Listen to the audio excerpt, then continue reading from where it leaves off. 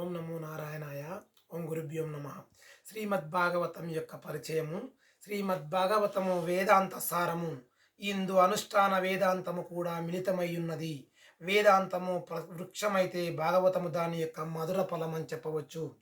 ప్రస్థానత్రయము, ఉపనిషత్తులు, బ్రహ్మసూత్రాలు, భగవద్గీత ఇందుండే సారము ఈ గ్రంథంలో పొందపరిచినప్పటికీ భక్తి, ప్రేమ తత్వాల ద్వారా సగుణోపాసన చేయడానికి వీలుగా జనసామాన్యానికి సులభగ్రాహ్యమయ్యేటట్లుగా రచింపబడినదే ఈ పరమ భాగవతోత్తము.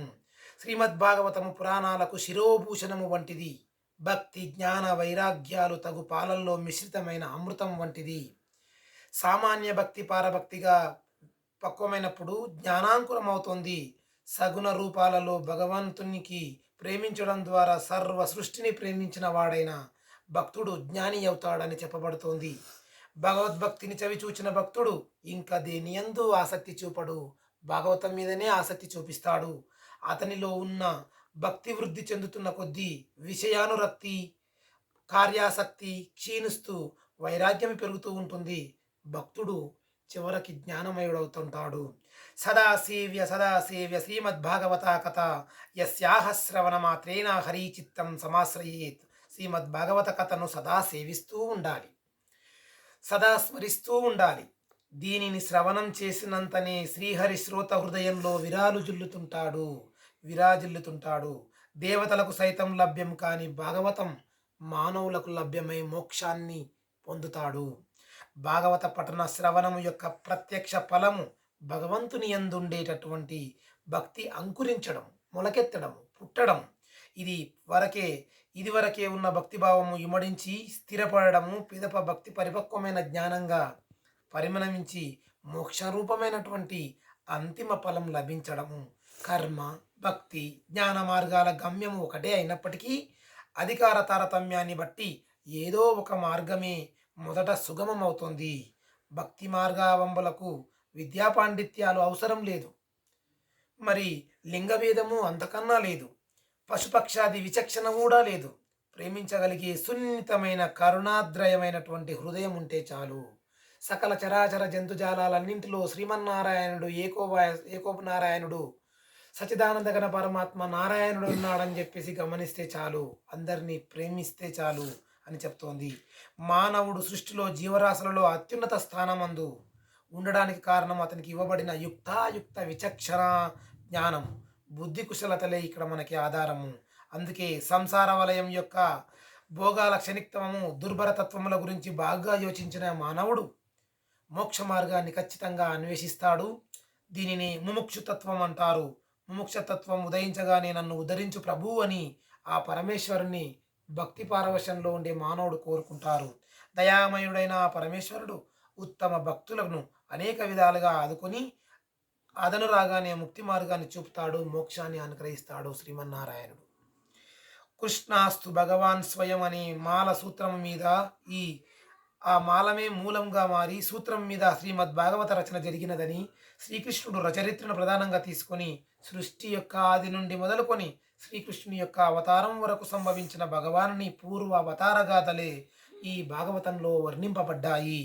అవ్యక్త పరమాత్మ, అవ్యక్త స్వరూపుడైన విశ్వ విరాట్ పురుషునిగా అవతరించిన బ్రహ్మదేవుని ఉద్భవించిన వాడు, కొనసాగించిన సృష్టి క్రమము, అంతరిక్షాది లోకాది చతుర్దశ భువన నిర్మాణము, సప్త సముద్ర వర్ష విభజన, దేవ మానవ దానవ జంతు పక్షి వృక్షాదులైన జీవ జాతుల సృష్టి, మానవులు, రాజులు, వారి వంశాలు విస్తరించడము, దుష్ట శిక్షణ, శిష్ట రక్షణాది కార్యాలను నిర్వహించడానికి భగవానుడు ధరించిన అవతార విశేషాలు, భగవంతుడు అనుగ్రహించడానికి పాత్రులైన సాధు సజ్జనుల భక్తుల గాథలు భాగవతంలో చెప్పబడినవి.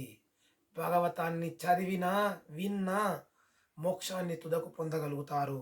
వేదాన్ ఉద్ధరతే జగన్నివాహతే భూగోళముద్బిభ్రతే దైత్యాం దారయతే బలిం చలయతే క్షత్రక్షయం కుర్వతే పాలస్త్యం జయతే హలం కలయతే కారుణ్యమాత్మనున్వరతే మ్లేచ్ఛాన్మూర్ఛయతే దళాకృతి కృతే కృష్ణాయ తుభ్యం నమః. వేదాలను ఉద్ధరించినవాడు, జగత్తును ధరించినవాడు, భూమండలాన్ని పైకెత్తినవాడు, దైత్యుని చీల్చినవాడు, బలిని అణిచినవాడు, క్షత్రియులను నశింపజేసినవాడు, రావణుని జయించినవాడు, హలమును తిప్పినవాడు, కరుణను పెంచినవాడు, మ్లేచ్చులను పడగొట్టినవాడు అయిన శ్రీకృష్ణ భగవానునికి వేల వందల లక్షల కోట్ల నమస్కారములు. శ్రీకృష్ణుడే శ్రీమద్ భాగవతంలో ఆవేశించి ఆ గ్రంథ పఠన మాత్రము చేత, శ్రవణ మాత్రము చేత కలియుగంలో భక్తి ఉదయించేటట్టు చేసి నిలిచినట్లుగా అనుగ్రహించినాడు. ఒకనాడు శ్రీకృష్ణ భగవానుడు తన ప్రియమైన అనుచరుడైన ఇష్టమైన ఉద్ధవునితో ఇలా ప్రేమతో చెప్తున్నాడు. ఉద్ధవ, నా ఈ లీలాగాథలను వింటూ ఉంటే నీలోని మనోమాలిన్యమంతా ప్రక్షాళమైపోతుంది, పటాపంచలైపోతుంది, మాయమైపోతుంది. అప్పుడు నీవు నన్ను నీలోనే చూడగలవు. నా భక్తుడు ఎట్టి కోరికలు లేనివాడై నన్నే ప్రేమిస్తుంటాడు. అట్టి వానికి రసాతలాది లోకాలపై సర్వాధిపత్యము గాని, ఇంద్ర పదవి గాని, బ్రహ్మ పదవికి గాని, అనిమాది సిద్ధులు గాని, మోక్షము గాని, ఇంకేమైనా గాని విలువలేనట్టివే. వాటిని ఎప్పుడు స్వీకరించడు. నన్నే స్వీకరిస్తాడు, నా గురించే మొక్కుతాడు, నా గురించే పరితపిస్తుంటాడు. నేను తప్ప అతనికి ఇంకేది అక్కర్లేదు. అట్టి భక్తుడు నాకు బ్రహ్మరుద్రాదుల కంటే, బలరాముని కంటే, లక్ష్మీదేవి కంటే మిక్కిలి ప్రియతముడు అన్నాడు. ఈ వాక్కులను భక్తులకు భగవంతుడికి ఎంతటి స్థానం ఇస్తాడో కృష్ణుని యొక్క మాటల ద్వారా, ఉద్ధవుని ద్వారా, మనకి గురు శిష్య పరంపరల ద్వారా మనకి ఇక్కడ భాగవతంలో తెలియబరుస్తోంది. ఒకనాడు పృథచక్రవర్తి భగవంతుని ఇలాగా వేడుకున్నాడు. ప్రభు, నాకు మోక్షము కూడా వద్దు. నీ భక్తులు సతతం ఎప్పుడు చెప్పుకునుచున్నటువంటి నీ యొక్క దివ్య లీల గాథలను వినడానికి నాకు 2 చెవులు చాలు కనుక నాకు 1000 చెవులను వియ్యి. నాకు మోక్షం అక్కర్లేదు. నీ కథా శ్రవణాన్ని వినేటటువంటి భాగవత శ్రవణాన్ని వినడానికి 2 చెవులు కాకుండా 1000 చెవులను ఇయ్యమని కోరుకుంటున్నాడు ఈ పృథచక్రవర్తి. అందుకే పరీక్షితునితో శ్రీశుకుడు ఇలా చెప్తున్నాడు. రాజా, ముకుందుడు ఎప్పుడు ఎవరికి ముక్తిని ప్రసాదించాడో లేదో తెలియదు, కానీ భక్తిని మాత్రం అనుగ్రహింపడు.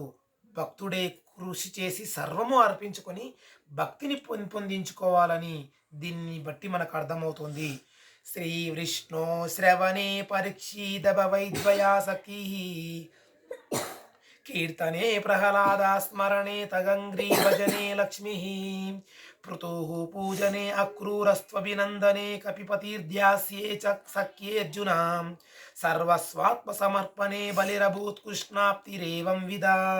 శ్రీ విష్ణుని యొక్క గాథ శ్రవణము చే పరీక్షితు మహారాజు, కీర్తన చే వ్యాసపుత్రుడైన శుక మహర్షి, స్మరణ చే ప్రహ్లాదుడు, పాదసేవ చే లక్ష్మీదేవి, పూజల చే పృథుచక్రవర్తి, అభివందనము చే అక్రూరుడు, దాస్యము చే హనుమంతుడు, సఖ్యము చే అర్జునుడు, సర్వస్వము ఆత్మసమర్పణ చేసిన బలిచక్రవర్తి, ఈ 9 భక్తులచే కృతార్థులైనారు.